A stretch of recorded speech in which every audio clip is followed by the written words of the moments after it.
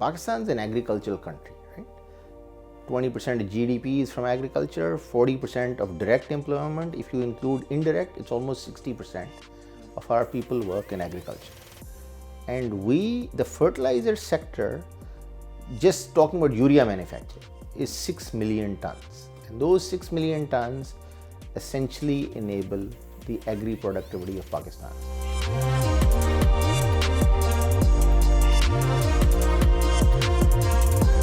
Domestic urea prices are half of what international prices are.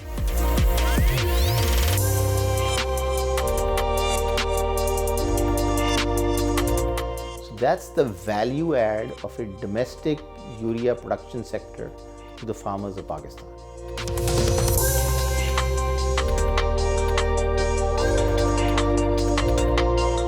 So EFERT shows up on the Pakistan Stock Exchange under the fertilizer sector.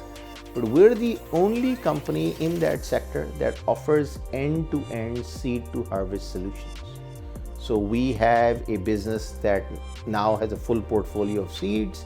It has a broad spectrum of crop protection and specialty fertilizers and the two mainstream fertilizers, urea and DAP. So we provide the entire panorama of agri-input solutions. And we're the only company in Pakistan that does that, because that stems directly from our vision that if we are going to help the farmer grow, it's not only just by providing urea or DAP, it's by fulfilling all his needs.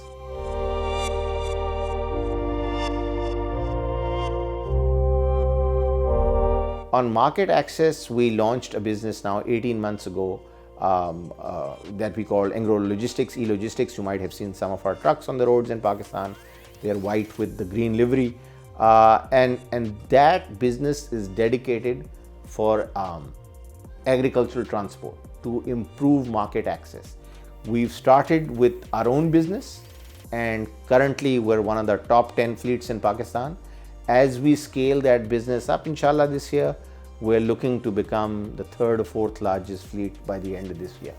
And so it's our attempt to solve for access between farms and markets and to have a reliable long-haul provider in the agri-value chain of Pakistan.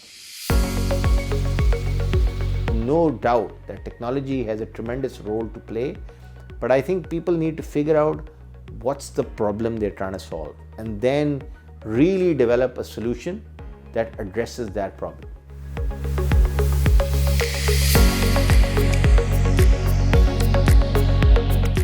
For example, in our case, we wanted our customers to have real-time access to information and to be able to transact electronically. And we developed a solution that specifically solved that problem. And the adoption with next to no push from us has been tremendous because it was easy to use. It had a meaningful change in their buying experience, and because we did the electronic transaction, so we do a lot of work on bank guarantees. But now because it was electronic, उनको ना बंदा bank भेजना पड़ता था, ना stamp paper चाहिए होता था, ना डॉक्यूमेंटेशन चाहिए होती थी. It was all with a few taps on their phone, and the transaction closed. We launched on 4th of September. By the end of the year, we had booked 23 billion in sales through that app.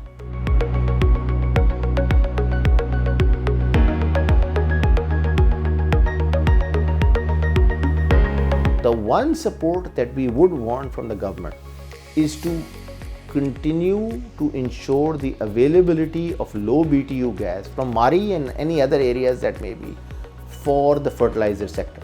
There are $6 billion worth of assets of the fertilizer industry that are built off these reserves, and to ensure their longevity for the food security of Pakistan, we believe should be a strategic imperative for the government. The majority of the fertilizer sector is served from the Mari gas field.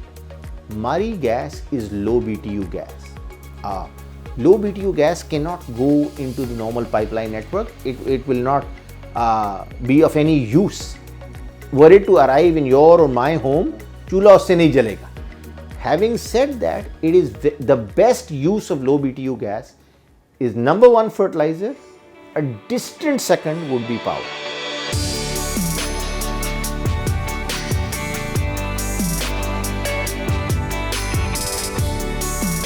One of the immediate opportunities that are available to Pakistan right now, as the country looks to generate more export revenues and dollar revenues, is the possibility of urea exports.